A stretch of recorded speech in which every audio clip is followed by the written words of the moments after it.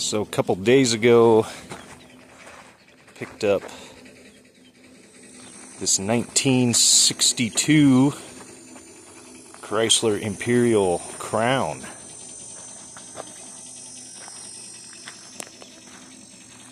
It had sat in Albuquerque in the war zone for 8 to 10 years before I picked it up. And a lot of vagrants got to it, I think, in that amount of time. One busted window in the rear. I got all the glass vacuumed up, mostly. Get that out of the way. Interior shot here. It's a little beat, but it seems to mostly all be there. The headliner I actually tore out a couple days ago because it was just hanging there by a thread.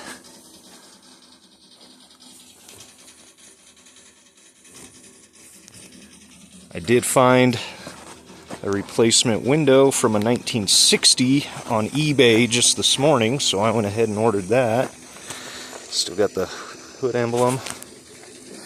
And yesterday, open the hood here, I pulled off the carburetor, found that the secondaries were frozen up, and so I pulled the intake because there was some rust I could see down in it.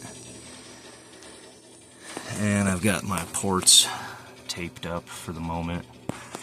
I just picked up a new valley pan gasket a few minutes ago. I'm gonna get that replaced today and at least get the intake put back on. 413 came with AC, cruise control. All the fluids seem topped up except for, well, I need a wrench to get in there. Master cylinder dry as a bone, which is a little alarming. So I want to say there's probably a leak somewhere.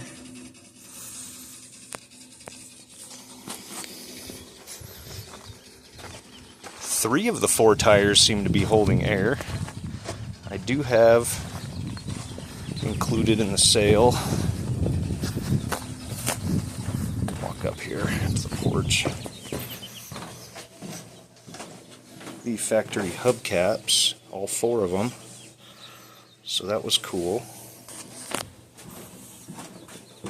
As you can see, it needs some work. I'm starting to realize how difficult it is to find parts for things like this. These taillight lenses you can still find somewhat readily. They're not exactly cheap, but you can get them.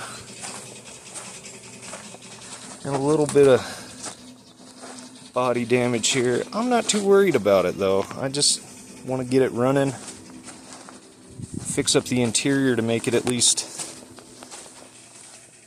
livable, and drive it. So this will be an ongoing project. I need to figure out my push button transmission. I looked all over the car when I was cleaning it out, and I do seem to be missing my reverse button. I do have my neutral button here, but I think the switch in here needs some work. I'm gonna have to pull that out and clean it up and make sure it operates. It kind of sucks over here with the HVAC controls. That dash is just completely separated.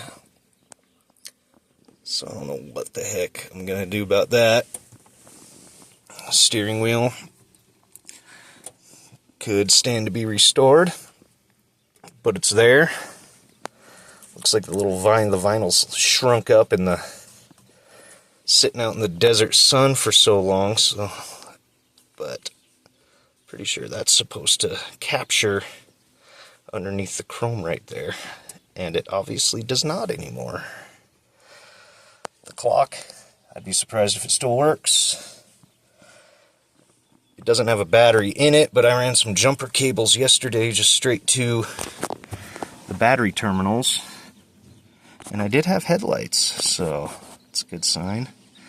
The doors, I do have, when I had it hooked up to the battery, I had one window, the driver's side rear, that operated on this switch and its own switch. None of the other ones seem to be working, so I'm gonna dig into that as time goes on.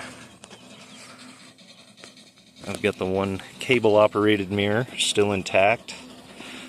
However, the stationary one over here is missing, which that's too bad. And I think that's an electric antenna for the AM only radio. But the guy I just bought the window from had a what looked like a pretty complete 1960, and I saw it still had the mirror, so I sent him a message seeing if he still has it, and if he does, how much he would want for it. Other than that, rear glass is good. The other windows, except for the windshield's pretty cracked, but it is what it is. I did put a breaker bar on the front of the motor when I got it home, just to make sure the engine wasn't seized, and it spun right around, so that's a good sign. It does need a starter. The guy gave me a starter, which I bench tested, and of course does not function, so it's a core or a rebuild on that, but pretty sweet. If anybody has any lines on where to get things for, you know, this generation of the Imperial, especially interior things, soft parts and switches and things of that nature, please let me know. And these are cool, these floating headlights are pretty sweet.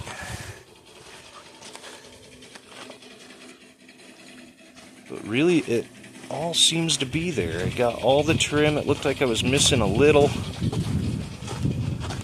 I mean, this was in the back seat when I bought it. This random piece of, it looks like it's been bowed or bent. And I don't know what the heck that goes to. I want to say maybe, because that's just like some raw steel there. I don't know what, if that's supposed to be covered with some kind of vinyl or something. But I did tear out some of this carpet over here because this window's been missing for, as I understand, about a couple months now. And so any moisture that we have gotten in that time has just been getting in and sitting under this ridiculously thick carpet padding and just holding it there. And so I just wanted to remove that and make sure nothing else can get soaked up. Probably put a piece of plastic over the window in the meantime until I get the new window from the eBay guy and have time to put it in. What really sucks right now is this is the only door that I cannot get open.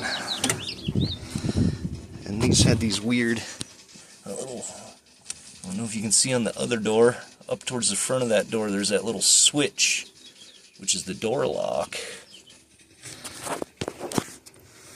And here's the one on this side, and I mean, I can hear it and feel it trying to do something, but it just seems bound up. So I don't know if this door is locked or unlocked or what the heck is going on. I'm gonna have to familiarize myself with some of it, but pretty cool little car. I think it's got some potential, especially if I can just get seats reupholstered, get some new carpet, and door panels upholstered, obviously. And as long as I can get all the basics working, doors and windows and stuff like that,